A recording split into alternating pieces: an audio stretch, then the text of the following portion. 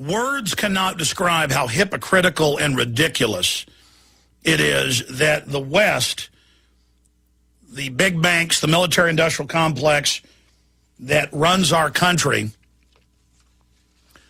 claimed a month ago that they didn't have any special forces in Libya and that they weren't involved in the destabilization program.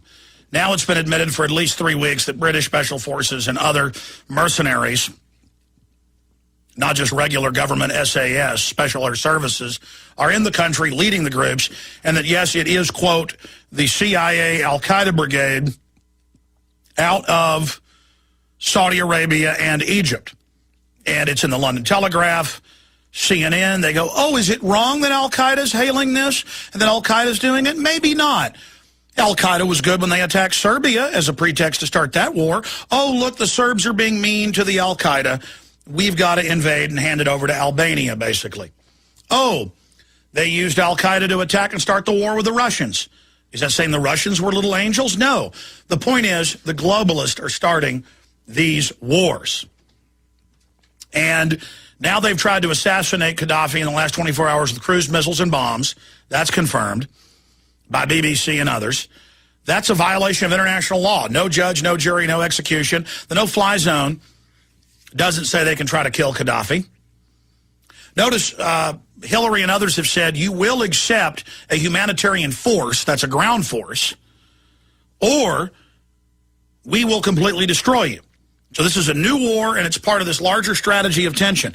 And we have the UN with its ruling, with its resolution Thursday, ordering this launch and calling it a no-fly zone. But in the body is the language for aerial bombardments that are now on, and physical invasion with 2 Marine Corps giant amphibious invasion ships. They're basically Marine Corps ground invasion command carriers. They're like stub carriers. They're about 60% the size of a regular carrier the Navy has. You can pull them up if you want online. Their names are in the news. They're similar to the Coronado, but it's not there. That was the Coronado I watched do a drill of landing in the Bay Area of Oakland and San Francisco and disgorging U.S. Marines and foreign troops with role players screaming, I'm an American, please no, not the camp, don't take my gun. That was a big wake-up call for me in 1999. It's in my film Police State 2000, by the way. Now, Wayne Madsen is a Washington, D.C.-based investigative journalist, author, and syndicated columnist. He's written for The Village Voice, The Progressive, Counterpunch, Online Journal, Corp Watch, Multinational Monitor, News Insider, These Times, The American Conservative. His columns have appeared in the Miami Herald, Houston Chronicle, Philadelphia Inquirer, Columbus Dispatch, Sacramento Bee, the Atlanta Journal-Constitution, among others. He's been all over international television, formerly with the NSA, before that in submarine warfare, anti-submarine warfare. Also worked for RCA Corporation. He reports from Capitol Hill and the National Press Club. WayneMadsenReport.com is the website. We're linked to it on Infowars.com.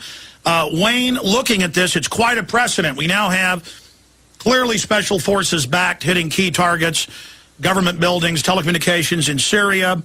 The new precedent set that if sovereign governments repel Western-backed rebels, that there will then be a Western invasion. Is this the Zbigniew destabilization program that he wrote about 3 years ago?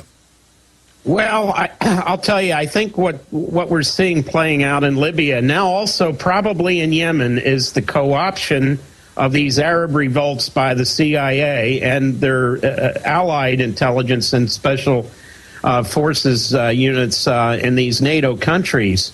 No one would doubt that what happened in Tunisia probably surprised a lot of people. That's then spread to Egypt, and it was clear that it was bound to spill over the Egyptian and Tunisian border into Libya. It spread into Algeria, Morocco, Saudi Arabia, Bahrain, and other countries.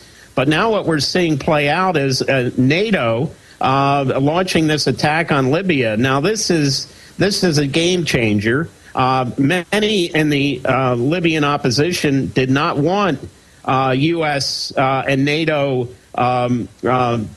forces in the country, but I think that there's probably now two types of, or two forms of Libyan opposition. There are those who are Libyan nationalists who just want to see Gaddafi go, and then there's the others who have been waiting in the wings in London, in Washington, and other places, waiting for this moment. And these are the groups that are probably going to want to take over with the CIA and MI6's support.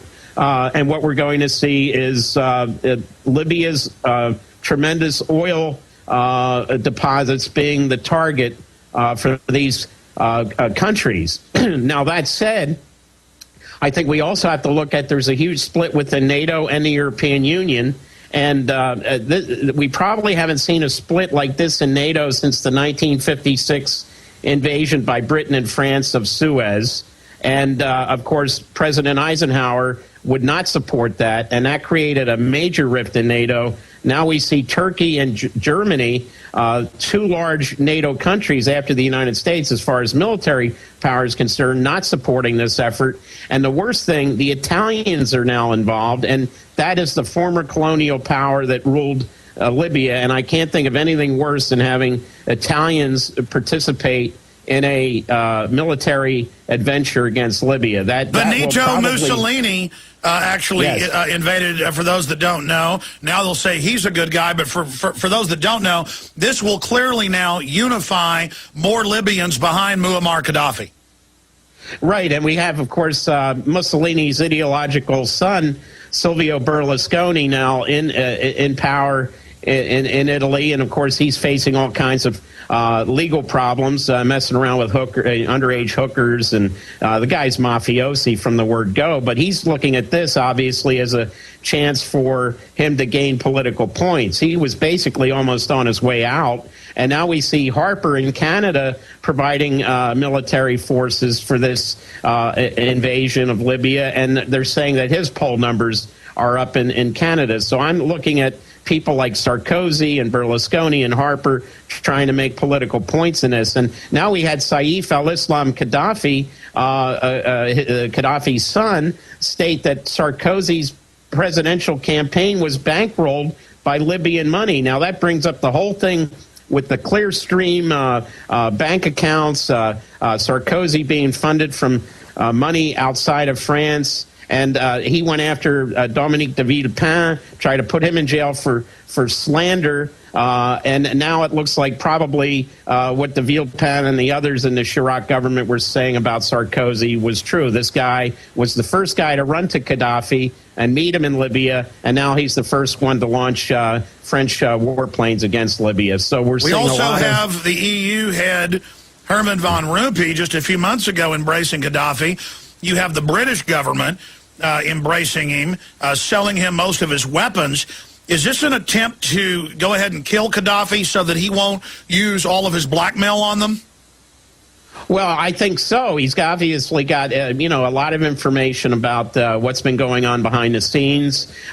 Just like Saddam Hussein had a lot of information about some of these leaders of these Western countries, and obviously the launch of the cruise, the Tomahawk, that hit his compound in Tripoli, where I actually was in October of 2009. There's a monument there to the Reagan attack against Gaddafi, where his daughter was killed in 1986, and that's a violation of Executive Order 12333, which prohibits the assassination of foreign leaders. Of course, we've violated that so many times over the years with the Hussein and there's been other covert operations against other world leaders that haven't gotten as much publicity over the years. But now we see a group in Congress, Democrats and Republicans, saying, look, Obama went to the UN, he went to NATO, but he never went to Congress to get authorization for this action.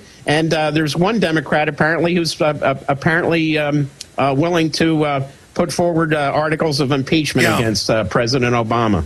Wayne Madsen, let me stop you right there, because that's the big issue I've been making since last Thursday.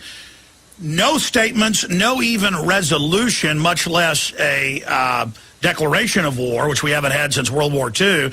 Now we're seeing nothing from Congress.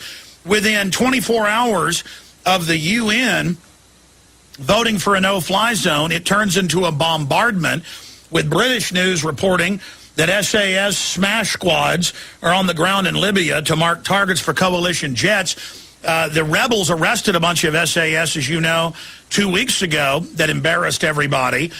Clearly, they waited till the rebels were backed up in a corner so that they would have to accept Western intervention. What's the larger strategy in all of this? Why do you think this came together so fast? Does it play into the trillion-dollar nuke industry desperately needing a distraction from the radioactive clouds still drifting this way? Oh, wow. It hasn't been interesting the last couple of weeks with the way the news cycle has gone. First, we had massive coverage of the Arab Revolt. Then we had the earthquake, tsunami, and the nuclear disaster in Japan. And now we're back to Libya. So, the news media, the corporate media, only goes for the news of the day. And then other major news events are not covered. And I think we're seeing a lot of that play out now. It's the news du jour, as I call it here in Washington. I think that plays a lot into this a lot, that the focus is moving away from other issues. As you said, the nuclear meltdown at Fukushima being a major story that's not only being suppressed by the Japanese government media, TEPCO, but also I think we see a lot of the nuke industry here, the nuke lobby, trying to play down the safety effects of that. So I think a lot of this news is intertwined, and the gatekeepers, the corporate news gatekeepers, are trying to have it their own way in how they report these breaking stories. Wayne, I want to get more into the unfolding crisis, still having trouble getting those reactors under control, more gas explosions, more off-gassing unfolding today. Japanese still talking about a Chernobyl option of just burying the reactors. I want to get into Ann Coulter saying radiation's good for you. That's the actual headline. But before we go there, why do you think Obama went with this? To strengthen global governance, to strengthen the corporate state through the UN, to totally cut Congress out of the loop? What's the constellation, the cocktail of reasons that they engaged in this naked act, lying and saying he'd raced to Venezuela, he'd gone to Zimbabwe, saying he'd strafed crowds? Turns out that isn't true. I mean, the point is, I'm not saying Gaddafi's a good guy. It's just that they've been lying about him. And now we have giant Marine Corps and Navy amphibious invasion carriers off the coast. And the resolution, and Hillary's also said this, that if he doesn't accept a humanitarian ground force, that means an armed force, that there will be an invasion. So they pretty much stated the ground invasion right there. We've got Gaddafi handing out over 1 million firearms, preparing for guerrilla warfare.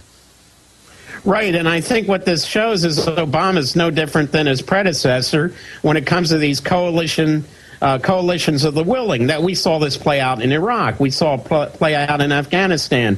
And here we see it playing out again. Look, there were no vetoes in the UN Security Council, but it was to establish a no-fly zone. Now we even have the Arab League that supported no-fly zone saying, wait a minute, we weren't talking about launching cruise missiles and killing civilians, which we have many reports now that many civilians were killed by these NATO strikes on Libya. So they parade out a couple of countries, a few Air Force planes from Qatar and the United Arab Emirates. Big deal. We don't see, where's Egypt in this whole operation?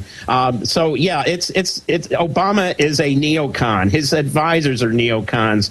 He can call himself a Democrat till the cows come home, but the foreign policy of Obama is no different than the foreign policy of George W. Bush. What about this precedent? What about this precedent, Wayne? We've got limited time here. I hopefully can stay a little bit in the next hour so we can take calls. Sure. But what about the precedent being set here where any time there's an uprising in a country, and if the nation crushes them in any way, then there's got to be a UN-ordered invasion, but then there's the hypocrisy of the West crushing and killing demonstrators. This has happened in England at G20 and other events. There's the specter of cops shooting people in the back.